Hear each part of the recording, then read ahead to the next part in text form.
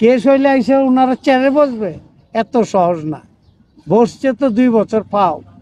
Case চলাকালীনও secretary পদে উনি চেয়ারে বসছে, 100% অবৈধ। কিভাবে বসে? উনি কি সভাপতি? ওই কেস তো আদৌ চলছে। যদি লজ্জা থাকতো তাহলে এটা করতো না। লজ্জা থাকলে এখানে যেত না। আর বলতেও চাই না, কারণ পরে আমি এই ফিল্ম ইন্ডাস্ট্রিতে এনেছিলাম। কারণ মেয়েটা যত যাই বলছে, আমি বেশিরভাগই কথা উল্টো পেয়েছি, ভালো কিছু পাইনি, আর ভালো কিছু আশাও করি না। আমি দোয়া করি ও ভালো থাক, সুস্থ থাক। হস্তান্তরে আচ্ছা, সম্পূর্ণ সংবিধান একেবারে যা বলা হয়েছে, সংবিধানের সম্পূর্ণ, এই সংবিধানে এরকম কোনো কথাই নেই। যে যারা আপনি কি বলছে সংবিধানে এরকম কোনো কথাই নেই। শুধুমাত্র যেদিন তফসিল ঘোষণা করা হয়ে গেছে, 2 বছর হয়ে গেছে, তাদের মেয়াদকাল শেষ, তাদের কোনো কার্যক্রম সমস্ত কলাপস। যদি ডিজাস্টার হয়ে গেল, সরকারের মানে আমাদের কোনো ন্যাশনাল ডিজাস্টার হয়ে গেল, ভূমিকম্প হয়ে গেল, মানে আমাদের খরা দেখা দিল, বা আমাদের স্পেশাল চলচ্চিত্র কোনো মানে এরকম ইনসিডেন্ট, যে তখন তারা কোনো জরুরি মিটিং করে কোনো হেল্প করতে পারে। মারা গেল কোনো লোক মারা গেল, অসুস্থ হয়ে গেল, তখন সবাই একটা মিটিং করতে পারে, জরুরি কোনো মিটিং হতে পারে। না হলে কোনোভাবে সমিতি ইউজ করতে পারে না, কারণ মেয়াদকাল শেষ। আমি আপনাদেরকে ছোট্ট একটা, আমাদেরকে কখনো দেখেছেন? আমরা তো ছিলাম অনেকবার, আমাদেরকে দেখেছেন মেয়াদের পর আমরা বসতে দেখেছেন আমাদেরকে? বললেন যে বিপক্ষ দল ঢুকতে পারবে না, এটা কেউ ঢুকতে পারবে না।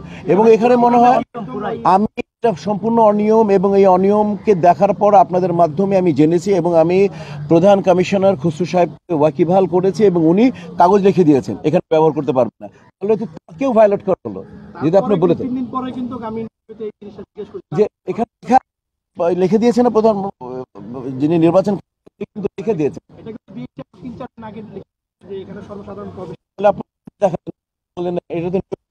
তাহলে বলতেছে যে যখন আরেকটা দল আসবে বা যে ক্ষমতা পাবে তখন হস্তান্তর করার না, হস্তান্তরের নামই কোনো কিছু নাই আমাদের ইয়ের মধ্যে। ক্যাবিনেটে আপনার হস্তান্তরের কোনো প্রক্রিয়া নাই, হস্তান্তর করার কোনো ব্যাপারই নাই। মানে সংবিধানে, আপনি যদি সংবিধান এখন দেখতে চান আমি দিয়ে দেখাবো।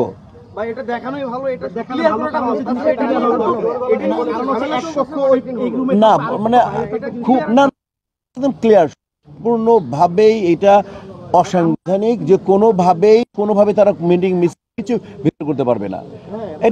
আপনারা বুঝে নেন না, এমপি ইলেকশন 5 বছর যার মেয়াদ হয়ে গেছে, বা সিইসি বসার পরে আর ওই এমপিদের কোনো কাজ থাকে? উনি কি মন্ত্রী থাকেন? এটা ক্লিয়ার করি।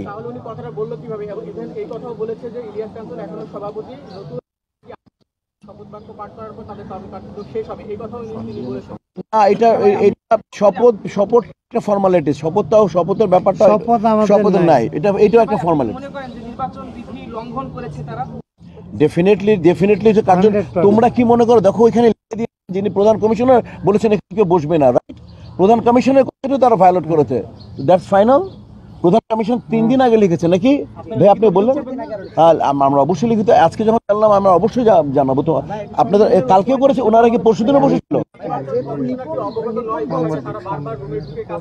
নির্বাচন কমিশনকে আপনাদের মাধ্যমে জানার পরে অবগত করেছি, এবং উনি এটা দিয়েছেন, এবং আপনারা তো বলছেন তারপরও তারা বসছে, তাই তো?